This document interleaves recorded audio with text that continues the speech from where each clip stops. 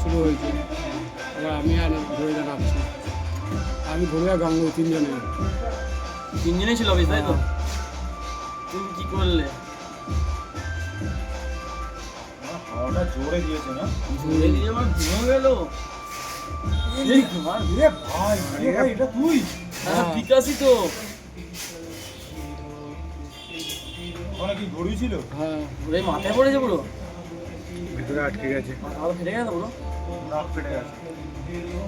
নাক ফেটে গেছে, এখানটা ঢুকে গিয়েছিল ওখানে? হ্যাঁ, চাপা পড়ে গিয়েছিল? বিস্মা, তুমি এই সাইডে ছিলে, লাফিয়ে চলে এলে। ভাই আজকে একটা লটারি ফাটারি কাজ, ঘড়িটারও ফাটা উচিত। কি বড় গাছ। আবার এদিকে চলে এসেছিস।